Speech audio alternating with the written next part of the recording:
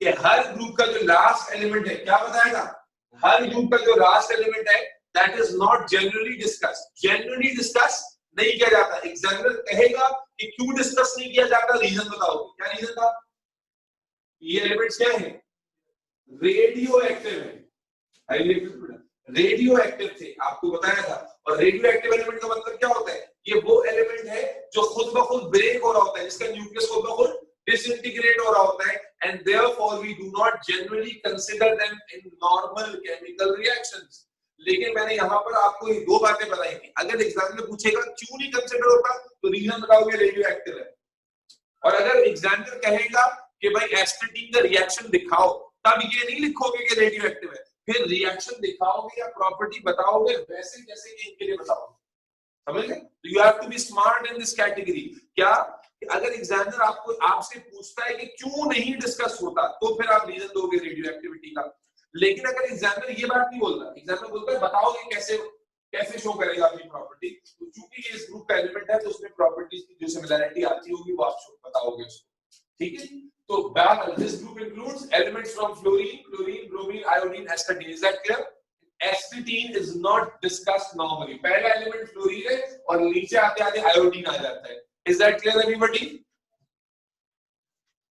बेटा ऑनलाइन वाले जवाब दीजिए, क्लास बंद करनी पड़ेगी मुझे। Yes sir. ठीक हो गया? तो आपके पास आ गए दो पॉइंट्स, पहला why they are called halogens, दूसरा कि कौन से एलिमेंट्स इनमें मौजूद है और कौन सा एलिमेंट इसका रेडियो एक्टिव है। ठीक हो गया? अब मेरे बच्चे, मैं हैलोजन के अंदर आपको दो कॉन्सेप्ट देने जा रहा हूं, शायद पूरी क्लास निकल जाए इन कॉन्सेप्ट में। अगर भले पूरी क्लास निकल जाए लेकिन बात समझ में आ जाएगी, तो केमिस्ट्री में हमेशा के लिए एक बात समझ में आ जाएगी, ठीक है? अब दो अलग कॉन्सेप्ट्स की बात करने लगा हूं मैं, जरा गौर से सुनना। अब ये डायरेक्टली मैं लिखूं तो एक पॉइंट बनेगा, लेकिन इसके पीछे पूरा बैकग्राउंड है, और अगर पॉइंट सिर्फ मैं लिख दूं तो आपके जहन में वो रट्टा बैठेगा, और समझ लेंगे तो सिर्फ यहाँ फायदा नहीं होगा, बल्कि ओवरऑल केमिस्ट्री में ये बातें रिपीट होती है। इसी से फिर आपकी केमिस्ट्री इजी या डिफिकल्ट होती है। तो पहली चीज जो अब मैं आपको एक्सप्लेन करने जा रहा हूं वो क्या है, उसको कहते हैं, अब इसको थोड़ी देर के लिए भूल जाओ, बस दो पॉइंट हमने हैलोजेंस में लिखे हैं। अब मैं ट्रैक चेंज कर रहा हूं, थर्ड पॉइंट एग्जैक्टली हम इस डिस्कशन के बाद लिखेंगे। जो चीज हम डिस्कस कर रहे हैं मिलकर, उसको हम कहते हैं वैंडर वॉल फोर्स। क्या कहते हैं? और ये वर्ड तुमने मुझसे सुना हुआ है जब मैं डायमंड और ग्रेफाइट पढ़ा रहा था। डायमंड और ग्रेफाइट के जब डिफरेंसेस बता रहा था, तो ग्रेफाइट के अंदर बताया था कि वैंडर वॉल फोर्सेस होती है। देखो ये एग्जैक्टली क्या है वो तो तुमसे कोई नहीं पूछेगा, लेकिन तुम्हें इतना पता होना चाहिए जो अब मैं बताने लगा हूं, कि ये फोर्सेस होती हैं दो मॉलिक्यूल्स के दरमियान। फोर्सेस किसके दरमियान होती है? दो मॉलिक्यूल्स के दरमियान, दो कंपाउंड्स के दरमियान, और ये फोर्सेस डिपेंड करती हैं इलेक्ट्रॉन्स पर। इस पर तो ओ लेवल्स में कोई तुमसे ये नहीं पूछेगा कि how wander wall force is exactly developed, that's not the discussion. लेकिन वैंडर वॉल फोर्स जब आपको ओ लेवल में हर बच्चा रट्टा मार रहा है, नाम सुना, पता नहीं है क्या है, तो वैंडर वॉल फोर्स के लिए आपको इतना मालूम होना जरूरी है और होना चाहिए कि ये वो फोर्सेस हैं जो कि इलेक्ट्रॉन्स की वजह से पैदा होते हैं। जब मैं ये कहता हूं कि इलेक्ट्रॉन्स की वजह से पैदा होती है, तो दिमाग में बिठाना जरा, इसका मतलब है इलेक्ट्रॉन जितने ज्यादा होंगे ये फोर्सेस भी उतनी ज्यादा पैदा होंगी। देखो तमाम बच्चे लोग इधर जो बैठे लोग, जितने, क्या बात है, वेंडर वॉल का वर्ड सिर्फ यहां नहीं आ रहा है, इससे पहले भी आ चुका है, इसके बाद भी आएगा, लेकिन अब मैं इसको एक्सप्लेन कर रहा हूं जितना तुम्हें मालूम होना चाहिए। अब मैं जब आगे आए तो आप मुझे बताओ कि सर ये आपने बताया तो ये नहीं याद। क्या कहा फिजा, Abdul Samim, Taha, Bakawat, everybody else out there, that it is a kind of force जो कि दो मॉलिक्यूल्स के दरमियान, दो कंपाउंड्स के दरमियान होती है, और इस फोर्स का पैदा होना या इसकी स्ट्रेंथ किस पे डिपेंड करती है? इलेक्ट्रॉन्स पर। तो आसान कॉन्सेप्ट ओ लेवल में बड़ा सिंपल सा है कि इलेक्ट्रॉन जितने ज्यादा होंगे ये फोर्स उतनी ज्यादा बनेगी। अब जब मैं ये तुम्हें समझाता हूं तो अब जरा समझना, जब मैं ग्रुप 7 की बात करता हूं, पहला एलिमेंट कौन है? फ्लोरीन, उसमें कितने प्रोटॉन्स है? 9। क्लोरीन अगला एलिमेंट, उसमें कितने? 17। उसके बाद ब्रोमीन है, ब्रोमीन में ऑलमोस्ट 80 के करीब है इलेक्ट्रॉन और प्रोटॉन, फिर आयोडीन है उसमें 130 के करीब है। आप समझ लो बात। तो आपको दिखा क्या रहा हूं मैं, दिखाना क्या चाह रहा हूं कि जब आप किसी भी ग्रुप में, नॉट ओनली इन ग्रुप 7, सिर्फ ग्रुप 7 की बात नहीं है, सब पे अप्लाई होती है। अभी चूंकि हम ग्रुप 7 पढ़ रहे हैं इसलिए ग्रुप 7 पे कर रहे हैं कि जब आप ऊपर से नीचे आओगे तो देखो यहाँ 9 इलेक्ट्रॉन प्रोटॉन है, यहाँ 17 इलेक्ट्रॉन प्रोटॉन है, यहाँ पर 80 इलेक्ट्रॉन प्रोटॉन है। तो क्या मैं ये कह सकता हूं कि जैसे जैसे आप नीचे आएंगे इलेक्ट्रॉन बढ़ेंगे और बहुत तेजी से बढ़ रहे हैं, और वो इलेक्ट्रॉन जब बढ़ेंगे तो जो van der Waals forces create होंगी वो और स्ट्रॉन्गर होती जाएंगी। यस और हाँ भाई, इधर वाले बच्चों, वैन डर वाल फोर्सेस जब आप किसी भी ग्रुप में इंक्लूडिंग ग्रुप 7 ऊपर से नीचे जाओगे, ऊपर से नीचे पहले से नीचे वाले एलिमेंट की तरफ आओगे तो इलेक्ट्रॉन क्या होंगे बेटा, बढ़ते जाएंगे, साइज बढ़ता जाएगा, इलेक्ट्रॉन बढ़ता जाएगा, ज्यादा से ज्यादा increase. All these factors lead to strong van der Waals forces. तो क्या मैं ये कह सकता हूं कि इन तीन में से ब्रोमीन में सबसे strong van der Waals force होगी? या अगर इसके नीचे में आयोडीन लेकर आ जाता हूं तो क्या मैं कह सकता हूं कि आयोडीन के अंदर जिसका ऑलमोस्ट इलेक्ट्रॉन नंबर जो है 131 के करीब है या 126, I don't know, I don't remember exactly, but इसी के आसपास है, तो क्या मैं ये कह सकता हूं कि इसके अंदर उससे भी ज्यादा प्रोटॉन होंगे? यस और नो? Yes sir. और वैन डर वाल फोर्सेस जो है वो सबसे ज्यादा स्ट्रॉन्गर इस कैटेगरी में आयोडीन में होंगी। समीर तुम लास्ट क्लास में नहीं थे? सर मैं एग्जाम में था, सीआई। अच्छा, समझ में आएगा बच्चे तुम लोगों को?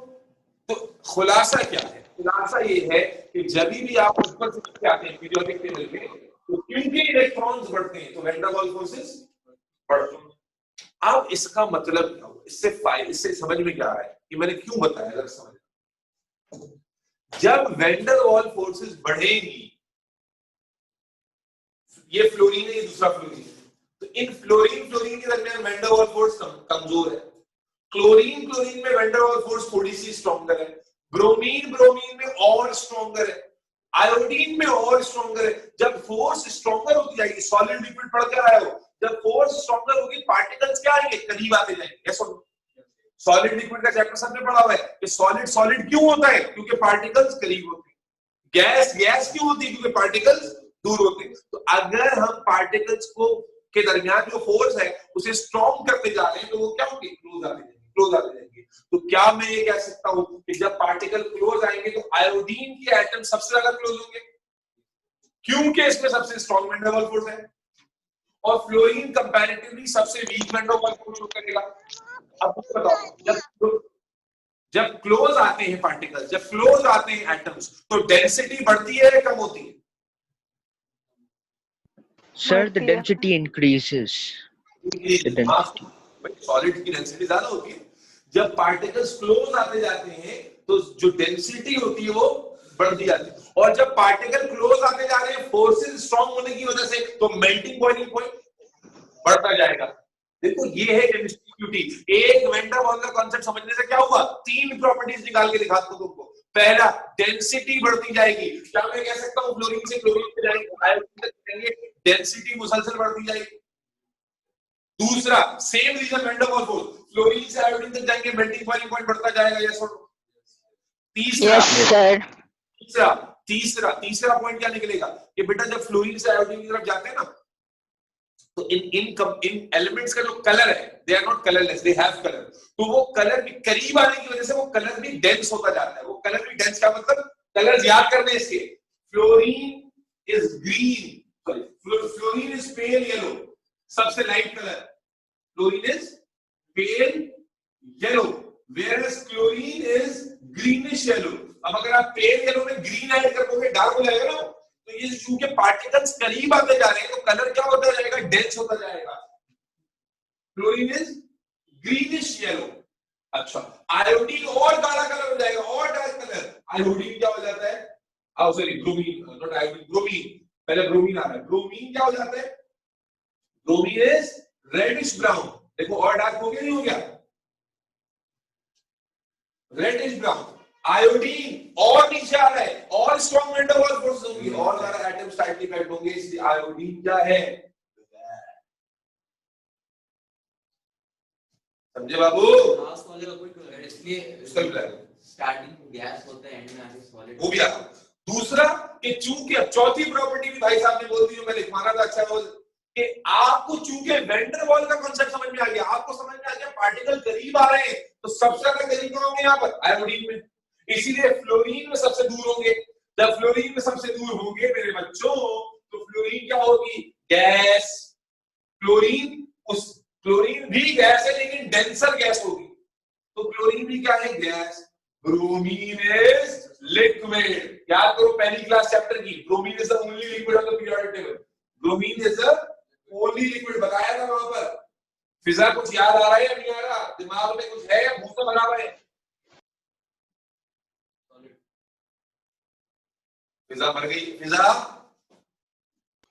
सर हूँ बेटा सिर्फ होने से कुछ नहीं होगा, है तो दुनिया में कूड़ा भी पड़ा हुआ है, लेकिन नुकसान ही हो रहा है ना। कूड़ा मत बनो, कुछ फायदेमंद चीज बन जाओ। अल्लाह की बंदी कुछ जवाब तो दो। Okay sir. ओके सर बोल के फिर गायब हो जाती है। तो अब समझे कि ये गैस है, ये गैस है, ये लिक्विड है। लिक्विड क्यों है? रीजन समझ में आ रहा है? पार्टिकल्स क्लोज आते जा रहे हैं, जब पार्टिकल क्लोज आते जाएंगे तो लिक्विड आ जाएगा, स्टेट चेंज हो जाएगी। और इसीलिए मेरे बच्चों आयोडीन क्या होगा? क्या बात, that's the beauty of chemistry मेरे जान। सॉलिड है आयोडीन, क्या है? सॉलिड। सर एक सवाल है। जी बोलो। मर्क्यूरी भी लिक्विड नहीं है? मेरे बच्चे पीरियोडिक टेबल की पहली क्लास में थी, तुम तो छुट्टी नहीं करती हो, तुम थी या नहीं थी? सर मैं थी। लेकिन इसका मतलब मेरी बातों को तुम याद नहीं रखती हो, है ना? सर ऐसा भी नहीं है। अच्छा मेरे बच्चे, ये आज अनाब वाला काम कर रही हो तुम। अनाब का आज क्लास में नहीं है? अनाब क्या? नहीं क्यों? पता नहीं।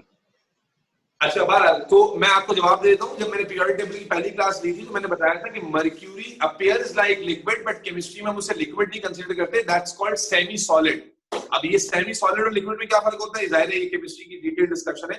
The only pure liquid of the periodic table is bromine. Mercury semi solid कहलाता है कैटेगराइजेशन में, not liquid. You can say it appears like liquid, और इन जनरल आप कह सकते हो इट्स लिक्विड। मर्क्यूरी की बात करें, मर्क्यूरी ठीक है थर्मोमीटर वाला, तो वो कह रही है वो भी तो लिक्विड नहीं। केमिस्ट्री में it's not considered as liquid, it is a semi solid state, and the only pure liquid of periodic table is bromine. खैर, तो बेटा देखो, एक वेंडर वॉल अगर समझ गए, चार बातें निकली। नंबर वन, उसी वेंडर वॉल से तुमने डेंसिटी पे कमेंट किया, उसी वेंडर वॉल से तुमने कलर पे कमेंट किया, उसी वेंडर वॉल से मेल्टिंग और बॉइलिंग पे कमेंट किया, और उसी वेंडर वॉल से स्टेट पे कमेंट किया। सॉलिड लिक्विड गैस, नहीं समझे? प्रॉपर्टीज चार, रीजन एक। प्रॉपर्टीज चार, रीजन एक। वेंडर वॉल फोर्स क्या है? एग्जाम में बोलता है कि why fluorine is a gas, why chlorine is a gas, bromine is a liquid. आप क्या बोलोगे कि क्लोरीन से जब आप ब्रोमीन में जाते हो, van der Waals forces become stronger, so particles of bromine are tightly packed और closely packed as compare to chlorine, therefore chlorine is a gas, bromine is a liquid. Simple हो गया। रीजन चारों के लिए एक ही चलेगा। चार प्रॉपर्टीज बोलिए बेटा, लिखो property number one, I mean third point. अब लिखो थर्ड पॉइंट। दो पॉइंट लिखवा दिए थे, बख्तावर, उम्मे हानी। बाकी बच्चों समझ में आया या नहीं आया? सर मैंने अभी अभी ज्वाइन किया तो मुझे थोड़ा बहुत समझ आ गया। कौन है ये? बता दीजिए। सर उम्मे हानी। उम्मे हानी, उम्मे हानी। सर वो नेट नहीं चल रहा था ना, तो अभी ज्वाइन किया। अरे तो भाई आप यहाँ आ जाए ना, यहाँ जो बच्चे बैठे हुए इनको नेट का मसला नहीं है, ये बगैर नेट के समझ रहे हैं। यहाँ कैंपस पे क्यों नहीं आई हो? सर मैं नॉर्थ नाजिबाबाद में रहती हूँ। Oh my goodness, not Najibabad. तो फिर इंटरनेट कनेक्शन अच्छा लगवाओ। जी सर। बोल मैं रहा हूँ, पानी तुमको क्यों पीना है? बैठे रहो यहाँ पर। चिल रूम, सारा बोलने का काम कर रहा हूँ मैं, प्यास तुमको लग रही है तो फिर कान से पानी पीना है?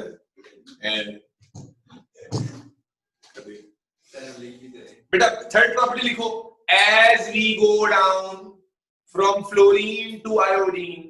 ये ऐसे लिखो, देखो, as we don't go down in group 7, as we go down in group 7, density of elements will increase or increases. Density of element increases as we go down from fluorine to, or as we go down in group 7, density increases. Next लिखो, as we move down in group 7, melting and boiling points increases. In group 7 melting. As we move down, melting in group 7, melting and boiling point increases. तीसरा लिखो, as we move down in group 7, as we move down in group 7, states of element become compact. States of elements become compact. That is gas to liquid to solid. That is gas to liquid to solid. That is gas to liquid to solid. That is gas to liquid to solid. Next point लिखो. As we move down in group 7, as we move down in group 7,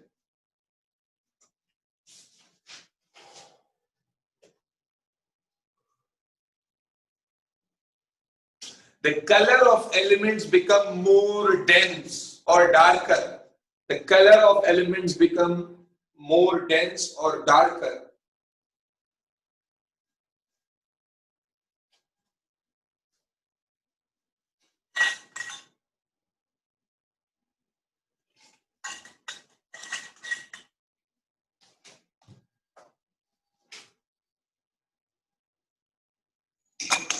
अब इन चारों properties का reason लिखो नीचे.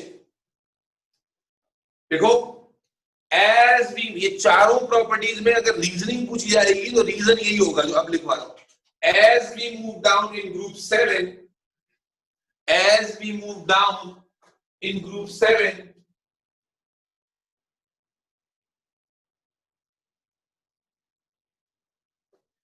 number of electrons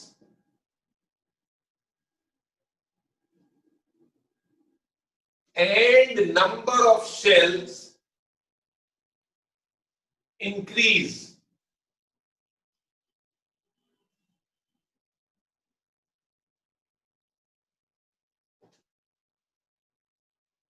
Which causes van der Waals forces, which causes van der Waals forces to become stronger.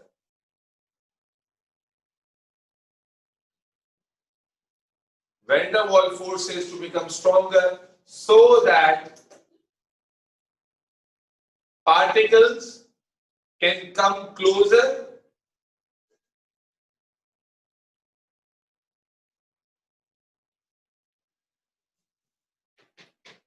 and tightly packed. Particles can come closer and tightly packed. Full stop. ये statement coat करना है आपने ऊपर वाले चारों जो भी properties लिखी हैं उनके रीजन में. अगर एग्जामिनर रीजन पूछता है आपसे, क्या सब बच्चों को समझ में आ गया है? जी ताहा, Abdul Sameem. Yes sir. Sir आप एक दफा ये रिपीट कर सकते हैं क्या? ये जो आपने ये शेल्स के बाद बोला था. पता नहीं क्या बोला था. क्या बोला था भाई? As we move down in group 7, number of electrons and number of shells increase, which causes van der Waals forces to become stronger, so that particles can come closer and tightly packed.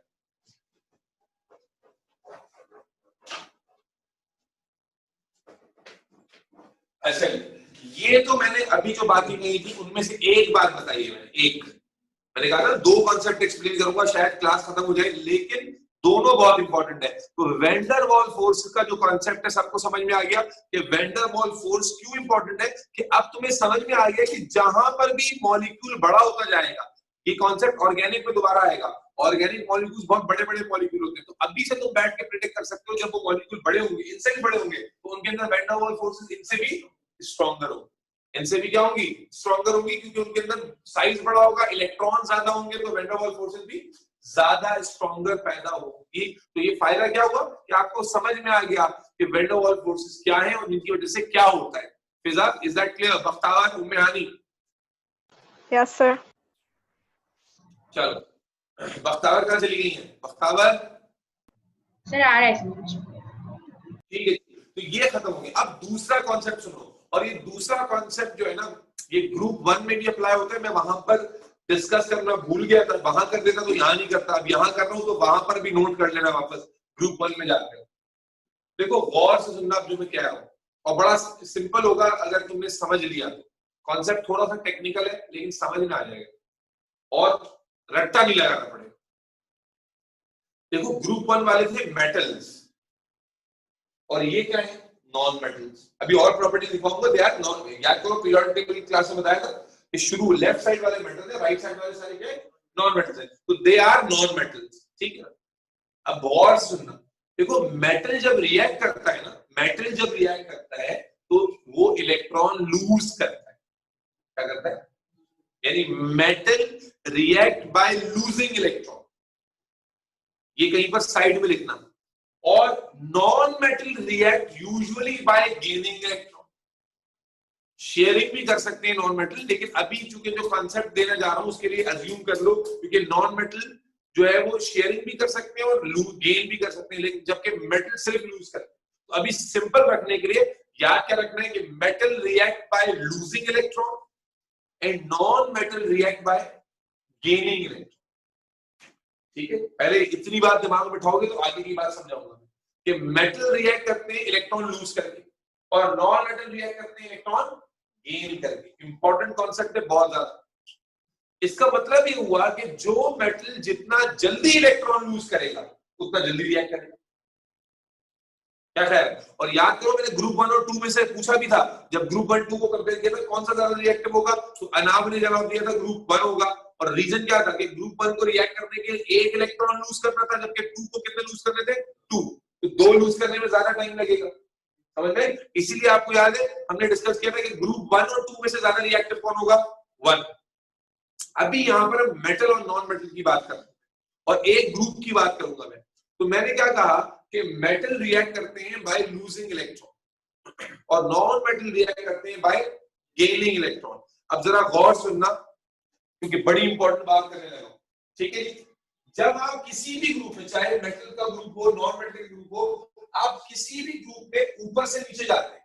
जैसे अभी मैंने example दी fluorine, chlorine का क्या है 17 हो गया, bromine का और ज्यादा 81 के करीब चला गया। जब आप नीचे जा रहे हो 9, 17, 81, तो आपके ख्याल में क्या होगा? जो साइज ऑफ द एटम होगा वो बढ़ेगा या नहीं बढ़ेगा? भाई इसके पास 9 इलेक्ट्रॉन है, इसके पास 17 है, इसके पास और ज्यादा है, तो जाहिर है शेल्स ऐड होते जाएंगे, साइज बढ़ता जाएगा। ये सुनो इधर Yes, sir. Yes, sir. As we move down in the group, किसी भी ग्रुप में, not only in group 7, किसी भी ग्रुप में जब आप ऊपर से नीचे जाते हैं तो एलिमेंट का साइज बड़ा होता जाता है, उसमें शेल्स ऐड होते जाते हैं, उसमें इलेक्ट्रॉन्स बढ़ते जाते हैं। Is that clear? Yes, sir. It's clear. Okay. अब अगर इमेजिन करो कि शेल बढ़ता जा रहा है, साइज बढ़ता जा रहा है, तो न्यूक्लियस जो कि सेंटर में होता है, न्यूक्लियस से लास्ट इलेक्ट्रॉन दूर होता जा रहा है। यस और can you imagine this? Yes sir. बात करूं तो फ्लोरीन का साइज छोटा है, क्लोरीन का उससे बड़ा है, ब्रोमीन का उससे भी बड़ा है। तो जब साइज बड़ा होता जाएगा तो जो न्यूक्लियस है, न्यूक्लियस से इलेक्ट्रॉन जो लास्ट इलेक्ट्रॉन है उसका डिस्टेंस क्या होता जाएगा? बढ़ता जाएगा। Is that clear everybody?